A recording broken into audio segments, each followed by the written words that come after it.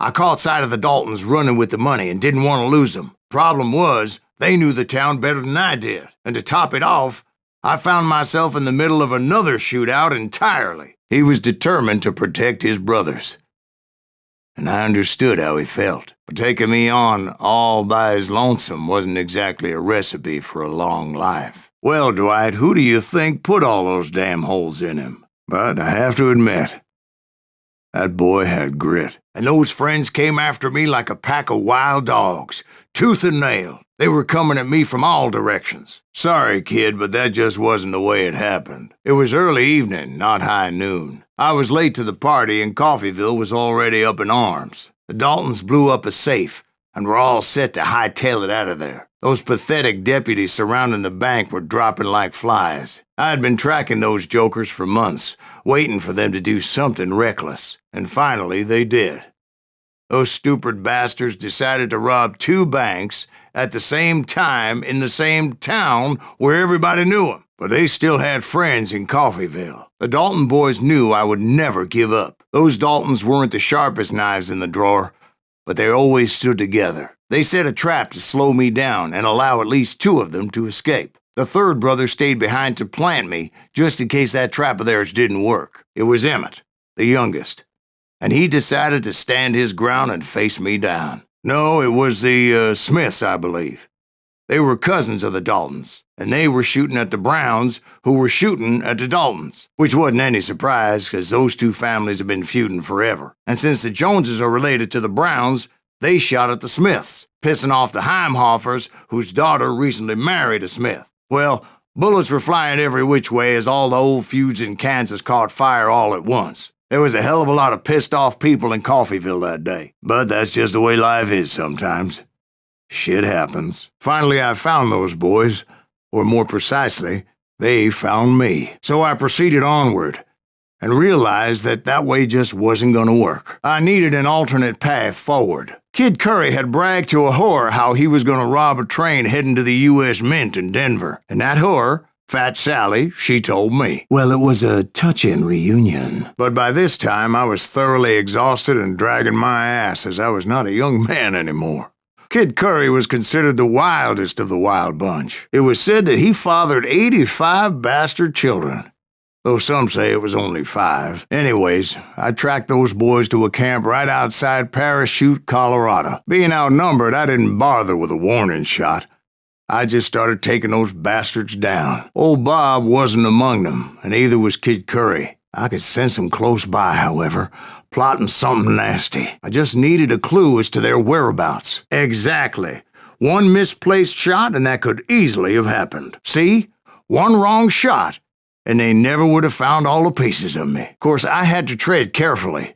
Otherwise, I could, die. I hope you understand how badly my adventure might have ended had I not been as careful as hell. It's truly amazing I've made it this far in life, considering how many times I've danced with death. The bridge was rigged with dynamite, so I decided I'd best be careful confronting those bastards, and I made it a point to remove any dynamite that I came across. A moment later, I saw a ladder that somehow had escaped my attention. Like I said, I made it a point to remove that dynamite. I said I made it a point to remove that dynamite. But the Wild Bunch did not take kindly to my presence and attempted to blow my head off. Once I removed it, my path was pretty clear. Funny you should mention that, darling, as actually there was a 4th charge impeding my progress. Luckily, I found a cave, and as I made my way back to the bridge, I saw something that concerned me. It was a long burning fuse, and it was moving fast as hell. I had to catch it. The burning fuse was so damn quick, I had to run like the wind. I almost had it, but no. Thought I was going to have a coronary when I lost sight of those sparks. My heart was pounding like a sledgehammer. I knew that failure meant boom. Then, finally, at the last moment, not reaching it in time would have been unfortunate. Whew. Of course, I was successful, or clearly I wouldn't be talking to you folks here today. Just when I thought things couldn't get worse, Kid Curry opened up on me with a goddamn Gatling gun. It was hidden in this tunnel and pretty well shielded. Luckily, I had located some dynamite. I still, however, had my work cut out for me. Eventually, I brought that tunnel down. And that's when I met Kid Curry himself. He had decided to stop pussyfooting around and deal with me personally. As fast as he was, I was just a bit faster. And as he lay wounded, I demanded to know the whereabouts of Roscoe Bob Bryant. He shouted at me, "Is that what this is about? Bob went with Butch's Sundance to South America. You ain't never finding him." Naturally, I removed that last dynamite charge, and I found one. A map with their bold plan clearly marked. This time they were fixing to blow up a train trestle, property of the Union Pacific. I tried to find Bob Bryant, but it was as if he'd disappeared. Sometime later, I heard the Wild Bunch was back together. Kid Curry escaped from jail, and now he was running the whole shebang. So I took to their trail, as I was still in pursuit of my brother's killer and hoped that he was back with them. The plan clearly indicated how they were fixing to undermine several of the weakest wooden supports. Once that was done, I figured I'd find my way from there. Well, having removed the first bundle of dynamite, I decided I might as well remove the other one. It appeared the kid had found a number of new recruits to bolster their ranks. Guess there's always desperate men willing to trade their lives for stolen treasure. Those were his last words. I was sweating it a bit, but then I noticed a footbridge tied up on high, so I shot the rope. Had to remove more of that damn dynamite. Apparently, one of the cowboys made it out of there alive and told Ike and Billy Clanton that it wasn't a Mexican who took their father's life that day. I did my best to help those poor passengers. Moments later, the attackers were dead, and I checked the stagecoach to see how many passengers were still breathing. None. It was then I wondered if the rocks weren't hiding more bandits. Was that all of them? Or did I just hit the rear guard? I quickly got my answer. See, at the time, I was still pretty green and would often blunder into regrettable situations. But I just kept shooting at anything I could see up in those damn rocks. I didn't see Ringo, but I knew he was with the cowboys. He and Roscoe Bob had done me a dreadful wrong, and I was determined to have my revenge. But to get to Ringo, I knew I'd have to fight my way past these other assholes first. Unfortunately, I was running out of ammo, another perfect example of my relative inexperience as a hunter of men. Luckily, serendipity was on my side as I suddenly spotted a way out of my predicament. But I knew I could not let that deter me, not if I was to find and kill Ringo. I needed to get that old man off that gun. Most everyone thought it was the Ruales who had come up against him in Guadalupe Canyon, but it was just me. Let me tell you, that was the longest uphill climb of my entire damn life. Well, one of the longest. There was that one time I was pursuing Frank James, Jesse James's brother. Perhaps we could talk about that one later. Now, where was I? Right. I had old man Clanton in my sights. They attacked from on high like Apaches often did. They would appear in great numbers from above and rain down lead on their hapless enemies' heads, making use of the high ground and whatever else they had. Yep, the Apaches always appeared out of nowhere, and there never seemed to be an end to them. Did I say they were Apaches? I said Clanton's cowboys attacked me Apache style. I was in a pitched battle, but I was holding my own against an overwhelming enemy force. Roscoe Bob Bryant was his name. But no, this time it was a different bastard I was after. The aforementioned Mr. Ringo, and yes, he was working for old man Clanton. I came upon them robbing a stagecoach, which wasn't surprising, being they were such murderous thieves and bastards. The bandits wore red scarves, so I knew they worked for the old man. I immediately knew that a tactical retreat was called for, as my vengeful fury was much less impressive without the bullets to back it up. Finally, they managed to corner me. Trapped as I was, the odds of my survival seemed pretty slim. That stroke of good fortune evened the odds and bolstered my confidence. It was time to turn the tables. Time for the prey to become the predator. Time for the hunted to become the hunter. That's right, Jack. I was done running. And the old man's boys were not expecting that. No, sir. I came at them like a wildcat. My fury knew no bounds. It was finally time for that old man to pay for his sins. I yelled out at the top of my lungs, "Clanton, I'm coming for you!" A little stealth might have made more sense, to be perfectly honest, because that old fool had a Gatling gun and enough bullets to last him till kingdom come. I ran ahead as if the devil himself was after me. Bullets were whizzing by my ears, but I wasn't about to roll over and die. I just kept running like there was no tomorrow, because there wouldn't be if Clanton and his men caught up with me. As I was scurrying around those caves, I thought, what was I thinking? Going up against a gang like this. They were hunting me like I was game, and I swear to God, that's how I felt. I just kept running, not knowing where the hell I was going. And that's when something miraculous happened. Like manna from heaven, I found the desiccated remains of what looked like an Apache warrior. The old weapon next to him supplied me with some much-needed ammunition. Bat Masterson once told me it was more important to be lucky than good. And he would know. And imagine my surprise when I found a fistful of dynamite to go along with that ammo. They just assumed it was one of the Earps, and that little misunderstanding eventually led to that legendary gunfight at the OK Corral. A bounty was put on Grey Wolf's head, and that's how I came to hunt him in the mountains. Mountains so high they tickled the nether regions of heaven. He led a band of young Apache warriors who wanted retribution, and were more than willing to die for him. They saw me before I saw them. I saw them before they saw me. I felt like I would be lost in that damn cave forever. Finally, I found myself back outside, perched on the edge of a precipice overlooking a thundering whitewater river. To get where I was going required several leaps of faith, but no way in hell I was turning back. There were dozens of Apache warriors aiming at me from on high. Well, maybe not dozens, but there was a lot of them. Well, more than that, little lady. I chased after him, determined to make him explain the meaning of all that mumbo-jumbo. A few details may be fuzzy, brother, but I am relating exactly what happened to me. I came upon this flooded grotto, and that's when I saw him. He came to me unarmed and unafraid. His voice echoed in the shadows, and I sensed he meant me no harm. The sound of his voice put some kind of ancient Indian spell on me. I had a steep climb up creek ahead of me and scrambled up those rocks like a mountain goat. I was determined to locate Grey Wolf and find out exactly what the hell he was trying to tell me. And wouldn't you know it, that crafty son of a bitch led me right into a trap. And it crossed my mind that maybe this wasn't such a good idea. But now that the shooting had started, there was no backing down. Grey Wolf was a Chiricahua Apache medicine man who had led a war party in revenge for a massacre against his people. The U.S. Army had attacked his tribe during his daughter's sacred sunrise ceremony, and the slaughter was unspeakable. I understood his anger, as there's nothing more traumatic than seeing those you love die in a cruel and painful death. It was rugged country, the winter home of the Chiricahuas, and that's why they had retreated there. I admit to having some regrets about going after them the way I did.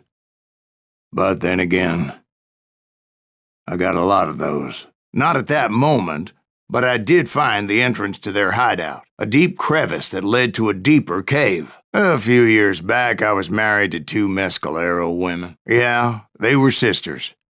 Polygyny is traditional among the Mescalero. Oh, I had to get out of there. Those girls never shut up. Both of them nagging at me all the time. Drove me half crazy. Haven't seen them since. Oh, well, I pursued him into the cave of death. Never did find him. And never did collect my goddamn bounty. Yeah, but it's not out of bravery so much as pure, angry cussedness. See, back then, I had a stubborn streak a mile wide, and I wasn't about to back down. Actually, it was pretty well lit, as they had torches on the walls. Big as hell, Ben. The Chiricahua had hid out there during the Indian Wars. They thought it was haunted with the ghosts of those murdered by the horse soldiers. To be honest, I was more concerned with the live ones than the dead ones. But it was like that son of a bitch disappeared into thin air. Well, son, there had to be at least 100 Apaches surrounding me. God be my witness. All right, but I'm not gonna drag this out.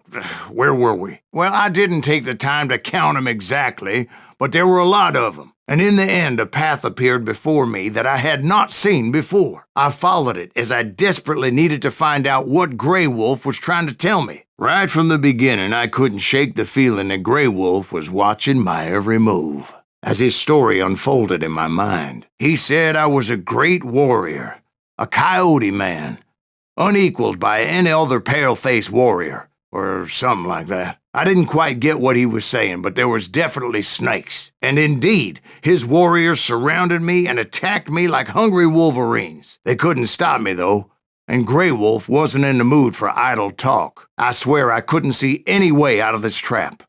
But suddenly, one just appeared, kind of like a miracle. Then, I heard a friendly voice yelling at me from the window. "Back door! We'll cover you!" Right.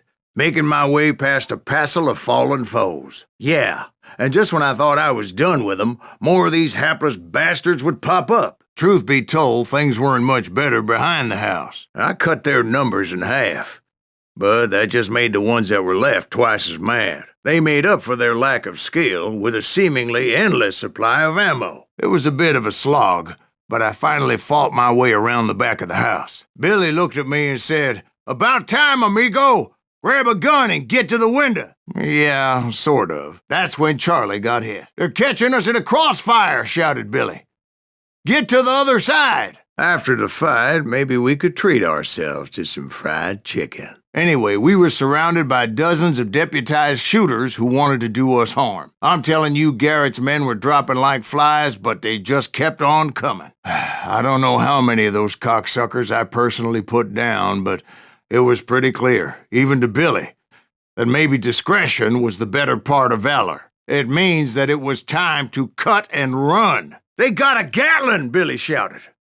"Get the horses and bring 'em round back. I'll draw their attention." He directed that order at me, and I thought, why the hell do I have to do it? But I went anyway. Dumbass that I was back then. You read that in a dime novel? Is that what that Penny Dreadful said? No, boy, that ain't what I meant when I said I met Pat Garrett. So let me start again. And, boy, that was just the beginning. Garrett and his army of deputies had surrounded the entire homestead. I decided to help Billy and the boys out a bit, so that's just what I did. I knew those two morons would never let me through.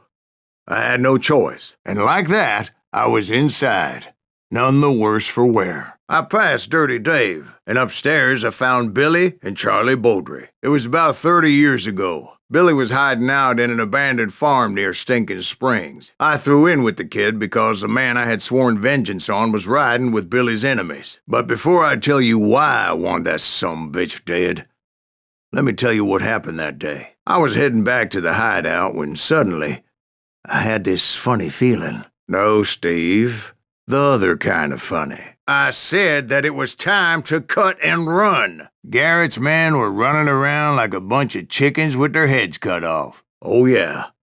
I heard the shots and I knew I had to move fast. I finally reached those damn stables and stepped inside, and bam! Last thing I heard was Garrett's voice.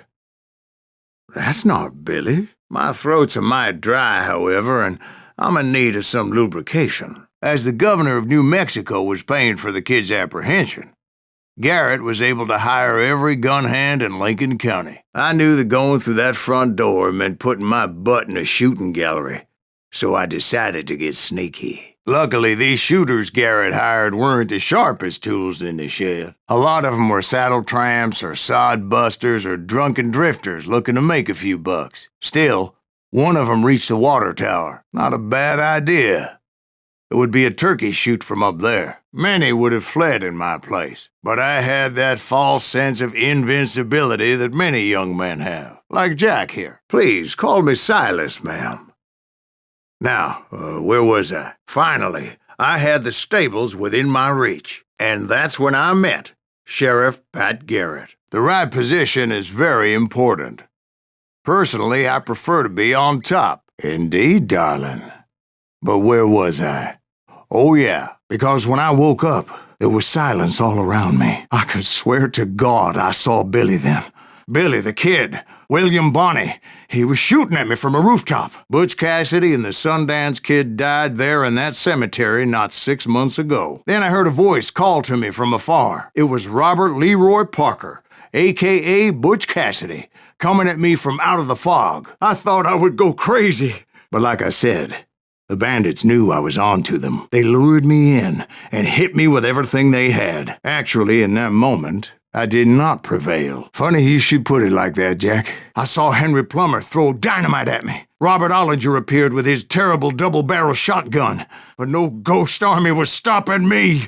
Newman Hayes Clanton, William Brocious, John Peters Ringo, they all wanted me dead. And in the gates of the cemetery, I saw John Wesley Hardin, just like I remembered him. The Dalton brothers, Robert and Grattan, guardians of the Garden of the Dead. George Curry and Harvey Logan, alias Kid Curry, both thirsty for vengeance from the great beyond. Jesse, Woodson, James, and Jim Reed, each one deader than the next. Nothing could stop me from taking his life. I'd been after that killer forever, from the time I rode with Billy the Kid. But that chapter of my story you already know. Suddenly it was 1910. There I was, an old man roaming a ghost town dead almost 2 decades. But the kid wasn't quite deceased.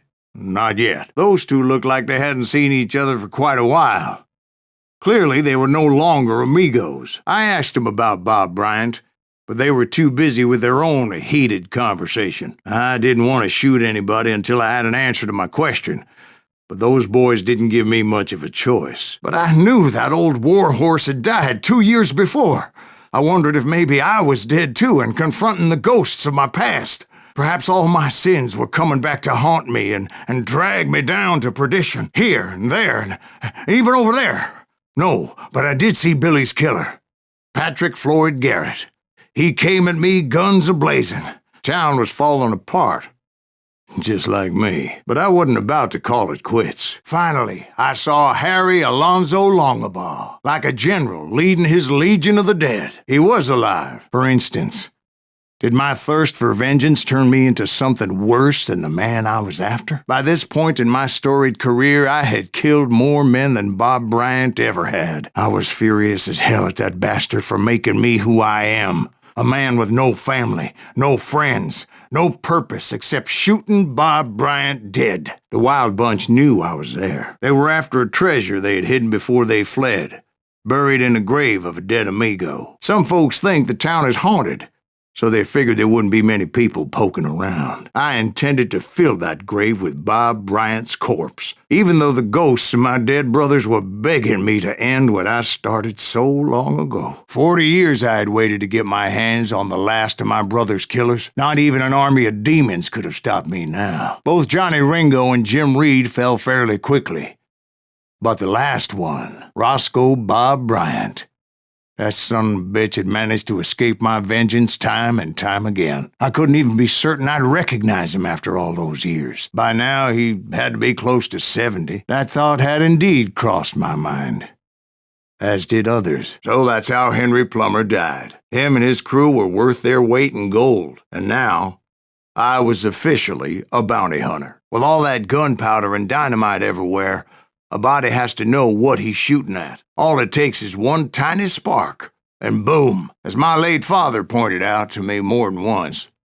God made men, but Samuel Colt made 'em equal. As a boy, I always loved the 4th of July. I knew that dynamite wasn't mine, so I decided the polite thing would be to return it. If Daddy had lived to see Alfred Nobel's explosive invention, my guess is he would have told Samuel Colt to kiss his ass. I had a few ideas on how to get into that mine, but once I made my decision, I knew there was no turning back. So my first thought was to enter the nearest mine portal.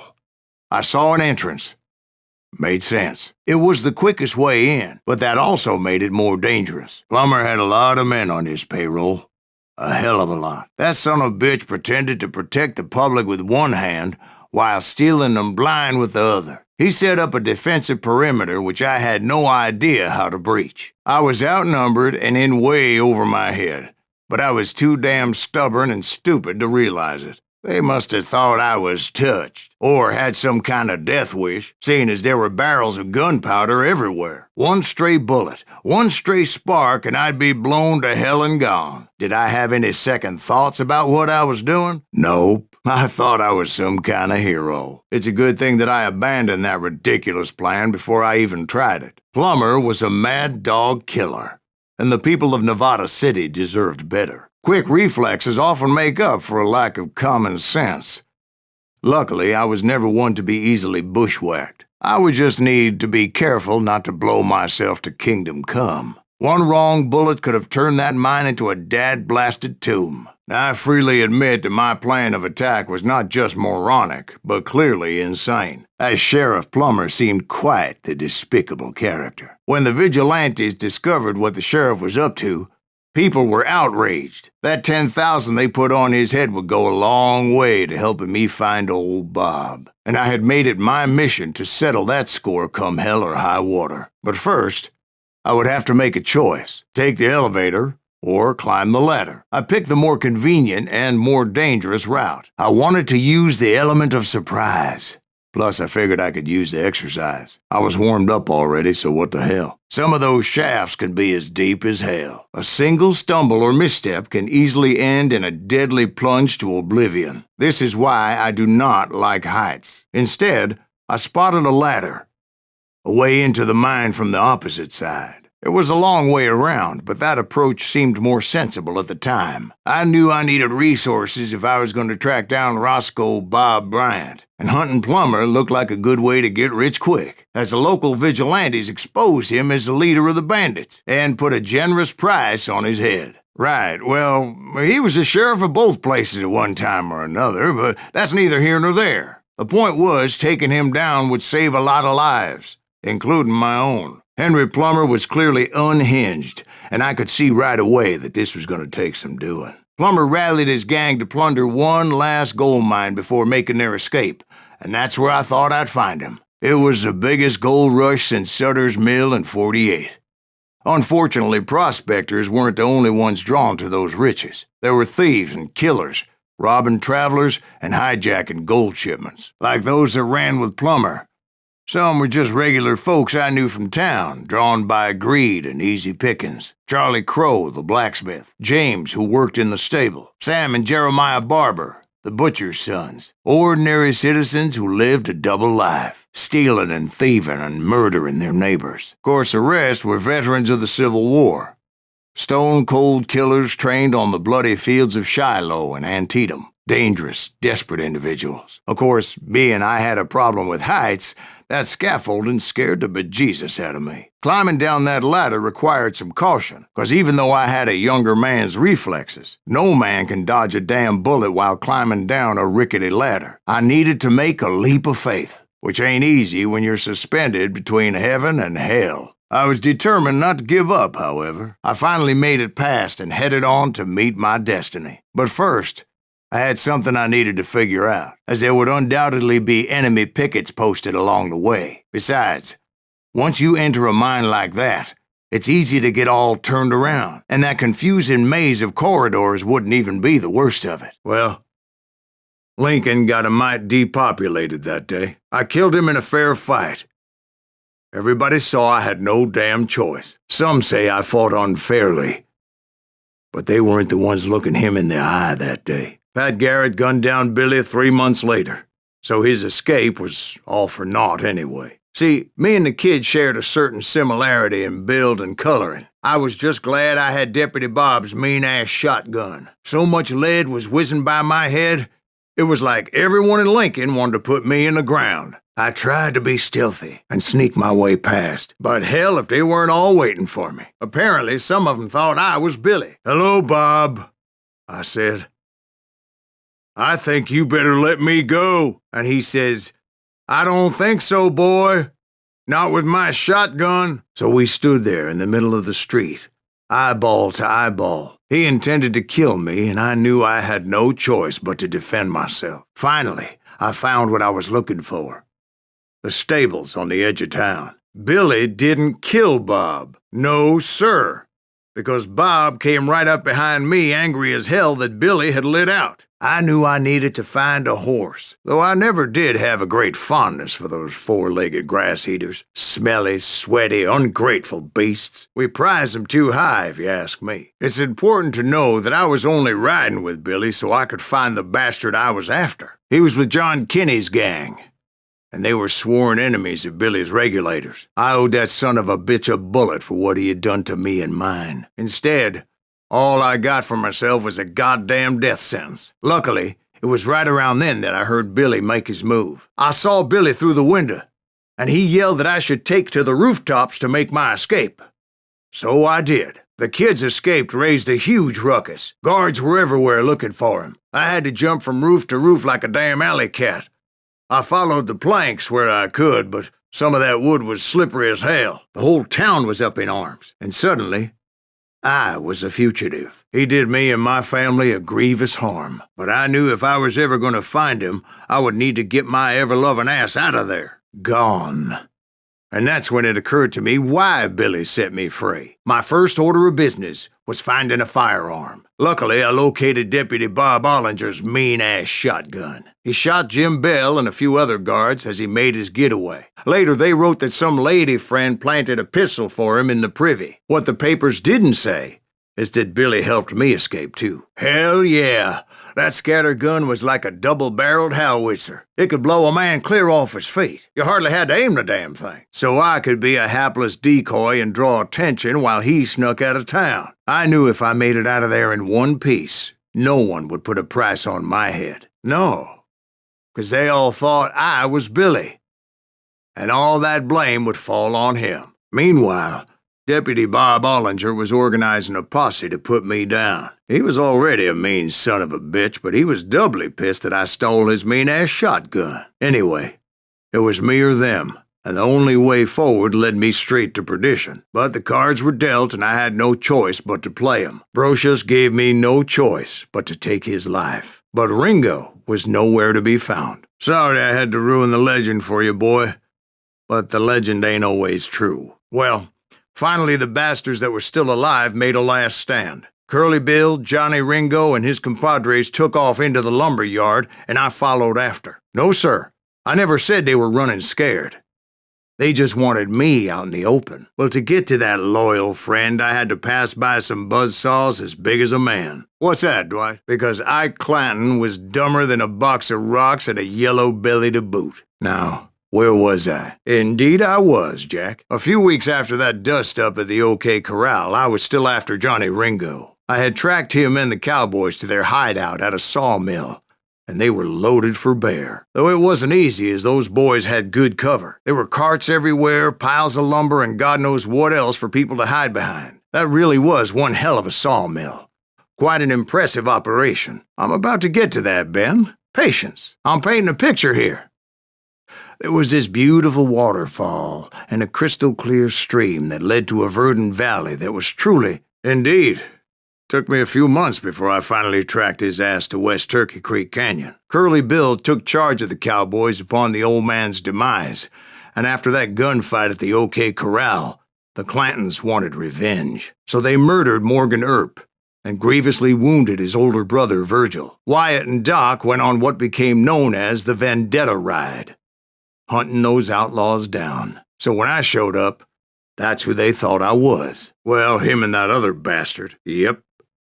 They both deserve to die, and I promise I'll tell you why. But first I need to tell you about the cowboys' new boss, Curly Bill Brocius. There were killers around every corner, all wearing red bandanas. That's how the cowboys identified each other, and I was beginning to wish I had one myself. But I wasn't about to let Ringo walk away unscathed, and that's what drove me forward. Earp wasn't much of a match for him, but Doc Holliday might have taken him. But everybody knew that Curly shot him in the back. That was common knowledge. Is that what you call it? Being loyal. Doc Holliday had nothing to do with the death of Johnny Ringo. I figured Hardin was here somewhere, but to get to him, I'd have to get past his gun hands. And that was easier said than done, as most of them were as foolish and full of bravado as I was. I had to spill a lot of blood to find out Hardin wasn't in that camp. He was carousing in town with his closest friends. He was a bona fide folk hero by then, and had amassed a gang of armed miscreants and other assorted thugs. Better 3 hours early than a minute too late. John Wesley Hardin was a killer. By the end, he confessed to taking the lives of 42 men. Fathers and husbands, brothers and sons, men with families who cared about them. Families who put up money in hopes of finding justice. He and his men set up camp outside of town, and I was hoping Bob was among them. They didn't ask why I was there. They knew, as most of them were wanted as well. But that was short-lived, as a moment later I was facing down the fastest gun in the West. I felt a bolt of adrenaline. Or maybe that was fear. He was well known for his tricks, and I knew I'd need my own if I was ever to defeat him. Hardin was... By God, he was fast! That man was faster than grease lightning. But being inebriated as he was, he didn't count his shots. And now, he was at my mercy. No, wait! He didn't hit me then. I'm sure of it. He definitely didn't hit me. I'm sure I managed to dodge his bullets. I'm positive I didn't get shot. I know I came out unscathed. It wasn't like that. No, I sent him to prison. Years later, after he was free, some restless avenger took his life. Shot him in the back in a saloon just like this one. Anybody up for another beer? Ben? I dodged death many a time, and that night in Abilene was no different. I was there with the intention of finding that bastard Bob and collecting the bounty on John Wesley, and I steeled myself for the fight ahead. For as good as I was, deep down I wondered if John Wesley wasn't just a little bit better. Hardin's boys apparently didn't want me to reach the Bull's Head. Some were hightailing it into town to inform their jefe of my unwelcomed presence. I wondered if Bob was among them. It was cold and a witch's tit and a brass bra that night as I fought my way past his loyal compadres to the very same saloon we're sitting in today. Look around and imagine this place painted in blood. Hardin was waiting for me. And wait, I'm jumping the gun here. Let me back up and give you some background on this sumbitch. He deserves that much. Don't you think so, Ben? Suffice it to say, nobody there was happy to see me. In fact, I felt a certain hostility. I was disappointed that neither Bob nor John Wesley were among the dead. Yeah, that's what they want you to believe. Before I could test my mettle against Hardin, however, I would first need to dispatch his cadre of hired killers. Most of these degenerates were beyond redemption, but John Wesley might have been a different story. I didn't learn until later that that night was in fact his birthday celebration. I think I already mentioned that I found Hardin in this very saloon. I knew those Dalton boys were out there somewhere, standing together against anyone who would threaten them. But luckily, a barn materialized as if right before my eyes. I scrambled up top to get a better view, but just ended up falling inside. The barn doors was open. About right then, I saw some suspicious characters running for the bushes. Of course, I followed them. But hell, what's more important than family? I bet Ben knows what I'm talking about. So, where was I? Right. See, there's a reason so many outlaw gangs are made up of brothers. Being a brother is a very sacred thing. It's a bond like no other. They got it wrong. A sad end for those two. If they'd only known that Emmett was still alive despite his wounds, paroled 14 years later. He moved to California and sold real estate and lived off the legend of that fateful day and the tragic death of his two brothers. Bob and Grat weren't about to come at me one at a time. They were in this together. Two brothers side by side, determined to take me down. Confident that this time the odds were on their side, except for some bitches ahead of me wanting to do me harm. So I had to face them alone. I wondered why my compatriots didn't come running when they heard the shots. The rains that year were torrential, so the whole area was flooded. The vigilantes had spread out wide, and pretty soon I couldn't see anybody. But as we headed into those swamps, it was like I had my own private army. There was no way those boys were getting away this time. It was tough to stay on a true course, so we kept an eye out for landmarks. A couple of times I realized I was lost in that morass. A lot of those paths seemed to be leading nowhere. The Daltons had played me like a fiddle. Apparently, the vigilantes were on their damn payroll. They didn't just want to shoot me. They wanted to burn me alive. But finding my way out of a burning labyrinth proved to be quite a challenge. Well, yeah, but I was in a fight. So anyway, oh God, I took in a lot of smoke that day, so I admit my recollection might be a bit hazy. But somehow I managed to finally disembark. I was coughing up smoke and pretty damn pissed. I was done playing games with those boys. It was time to settle this once and for all. It was autumn. The maple trees were in full color. Red as blood. Not yet, but I did have the questionable pleasure of meeting a few of their friends. The boys had established quite a reputation by that time, so they attracted all manner of riffraff to their cause. It took me a couple of days to track the Daltons down, and in that time a whole posse of local vigilantes offered to lend a hand. They seemed as determined as me to find those outlaws. And that's when I saw it. A goddamn steamboat. What? Does that really make a difference, Steve? It was a steamboat, with a goddamn army on board. It was then that a fusillade of bullets come raining down from on high, and those vigilantes who accompanied me weren't anywhere to be found. But among those men that were shooting at me, I thought I saw some familiar faces. Somewhere up there, the Daltons were waiting on me. That's the kind of man I am, Ben. I set out to do something. I'd do it. Surrender just ain't in my nature. Plus, I'm stubborn as hell. Yeah, Steve, but this wasn't much more than a wreck, really. But that goddamn swamp was like a goddamn maze, and pretty soon I had no goddamn idea where I was. So I just started walking, and pretty soon, Steve, not yet. But I did find a few of their cousins. You Kansans breed like rabbits. More Smiths or Heimhoffers or who knows what. Right about then, much to my relief, the vigilantes finally arrived. Their leader motioned at a cabin in the middle of the top deck, pointing me directly at the Daltons. I finally had them, after months of dogged pursuit. But it turned out that they had me. Steve! Indians surrounded me from all sides. No, I just wanted to make sure Steve was paying attention.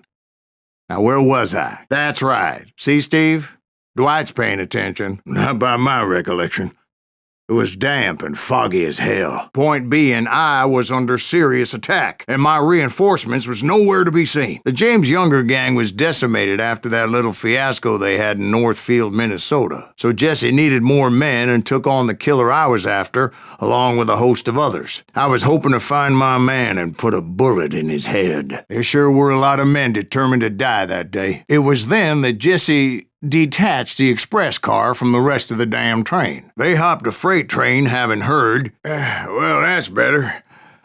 Should I mention that this Jim was married to the infamous Belle Starr? There was a big payroll in the express safe, so I hopped the same train. Yeah, I didn't kill Jesse James.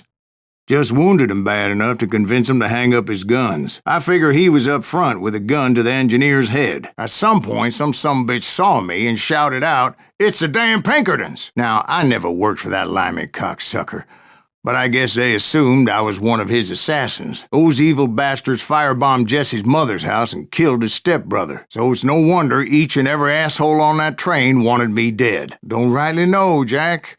I'm just telling you how I remember it. Right about then, I was attacked by some asshole on a Gatling gun. Assholes? Guess I did. Now, I don't remember how I took it out. It was either a bullet or dynamite. Does it really matter, Jack? You're messing with the flow of the story here. Anyway, well, I've had more than a few drinks, and I've been sitting here for quite a spell. Excuse me, Ben, but where would I find the gentleman's facilities? Suddenly, I have an urgent need to drain my one-eyed snake. I could see Jesse waiting for me, fixing to kill me so he could get away with all that money. Guess it doesn't matter how far you run, does it, Ben? Your past always catches up with you. I confronted them as they were robbing a train. Bullets were flying at me from every which way, but I knew I'd have to fight my way forward if I was going to find this Jim. Well, the James boys were experts at this. Of course, I didn't learn that until later. Anyway, I made my way forward the best I could.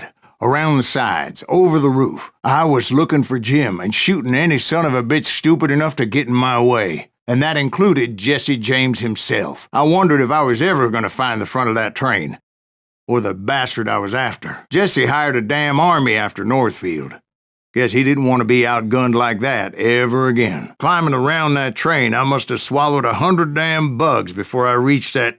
Sounds like you hold them in high regard. Well, maybe you need to wash it down with some whiskey. I came across a flat car piled high with logs and had to come up with a creative way to make my way forward. That bastard slipped away again. I'll tell you how I got him. But first I need to wet my whistle. By the way, did I mention that train was flying down those tracks like a bat out of hell? It was a rickety ride and quite precarious. It was definitely safer on the inside of the train. They blew the bridge with the intention of forcing the train to stop. Well, I assumed the Wild Bunch was likely in the still intact part of the train high above, so I had no choice but to make my way up through the passenger cars dangling down. I was determined to make that sumbitch Bob pay for what he did to my brothers. It was mostly a freight train, as I recall. There were no passengers aboard that day. Well, I made my way off unscathed and came upon a few members of the gang and had no choice but to dispatch them. I found the device they used to blow the tracks, so I knew I was headed in the right direction. On that very same day, Butch Cassidy and the Sundance Kid decided to leave the Wild Bunch behind and decamped for South America. One wrong move and I'd be riding this train all the way to the bottom. My guess is those dime novels didn't portray this as it happened, did they? Only a few stragglers were left, and I had to cut them down pronto if I was going to stay on old Bob's trail. Once I silenced all those guns, I went searching for my nemesis, determined to finally have my justice. But the only survivor who welcomed me was George Flat-Nosed Curry, the fastest gun in the gang. Right after Sundance, and Kid Curry, and maybe Elsie Lay, though some folks might dispute that. From there, I had to negotiate an even more precarious route. But first, I would need to get my ass out of there. I jumped from the frying pan into the fire as the train was clearly fixing to fall. I'd been on their trail for months, ever since they left their hideout in the Bighorn Mountains, led by Butch Cassidy. They were a loose association of outlaws who robbed banks and trains from Colorado to Montana. They ended up living down there for many years, but I'm sure you already know all about that. I kept hoping the law would show up and give me a hand. Help? From the Pinkertons? No, son. I had to fight the Wild Bunch all by my lonesome. As usual. I had found the gang, but in order to find old Bob, I needed to fight my way forward past a whole passel of desperados. Outside, inside, any way I could, I made my way towards my prey. As I mentioned before, I am not fond of heights, but I was too busy dodging bullets to worry about falling to my death. Odds were I was likely to die that day anyway. So I was determined to take down as many of those bastards as I could. At times, it was like shooting ducks in a shooting gallery. The only difference is these damn ducks shot back. Among them was the Sundance Kid, and that murderous hombre I was tracking, Roscoe Bob Bryant. No, boy. A circus like that would have slowed me down. Besides, I wanted Bryant all to myself. Ma'am, I was a lost soul.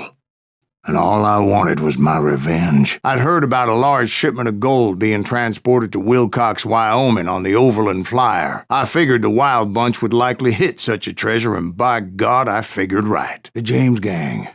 Right. I finally found Frank holed up in his mountain cabin, and he was determined to have me dead. It was a pitched battle that could have gone either way. Luckily, I had some dynamite in my possession. A few sticks, just in case.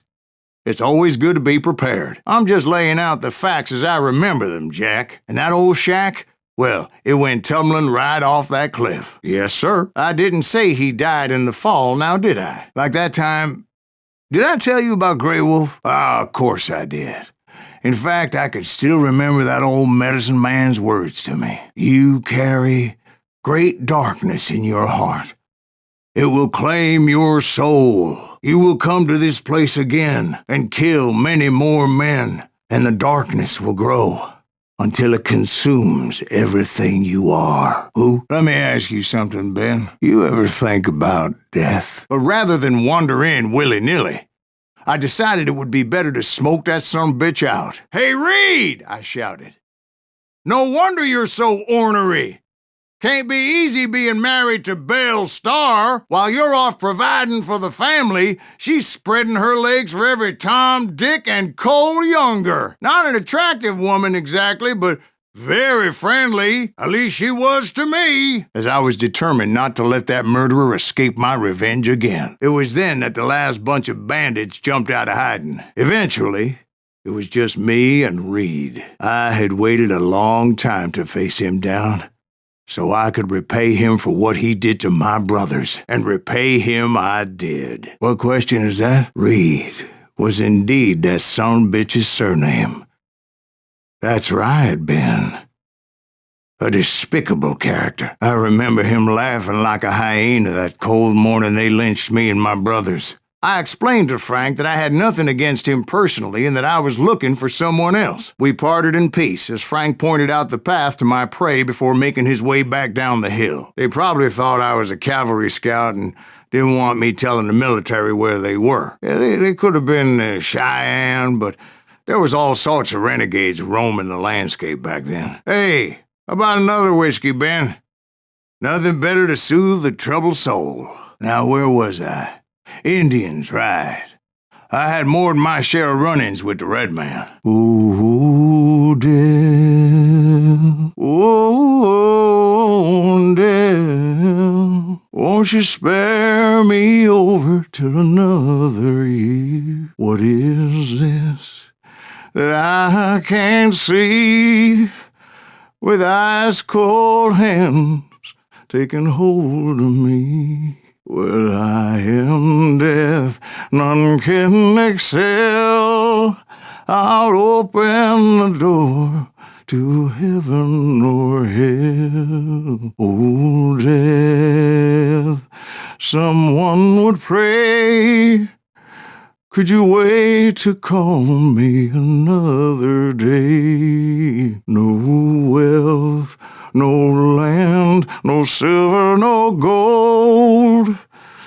Nothing satisfies me but your soul. Oh, death. Oh, death. Won't you spare me over till another year? Won't you spare me over till another year? Won't you spare me over till another year? Won't you spare me over till another year? Well, I finally found the last of the gang hiding in a nearby cave. First, I had to dispatch the lookouts. After my showdown with Jesse, I continued to track his brother, Frank, and that son-of-a-bitch Jim. I followed those bastards into the high mountains as they were going to ground, somewhere in the Ozarks, I believe. A perfect place to hide out from the authorities. In fact, before I could find them, some Indians who fled the Reds and were hiding out from the military found me first. He was intent on avoiding my vengeance, but nothing was gonna stop me. Nothing. I finally did track those outlaws down. They had long rifles with scopes and were well positioned to pick off any poor soul who came anywhere close. I'm guessing Frank James believed I was responsible for the demise of his brother Jesse. I couldn't really disagree with the man, as I thought Jesse was dead then as well. He backed off as I closed in on him, but he was still intent on killing me. And when I closed in on him again, he backed off again, looking for a better angle on me. Hell, I can't fault Frank for wanting his revenge, as I was there for the same damn reason myself. At this point, I'm guessing you think Silas Greaves is a worse murderer than Jim Reed ever was. A man who spent half his life killing somebody's brothers, fathers, sons. Is that what I was looking for, Dwight? Is that what it was? Justice?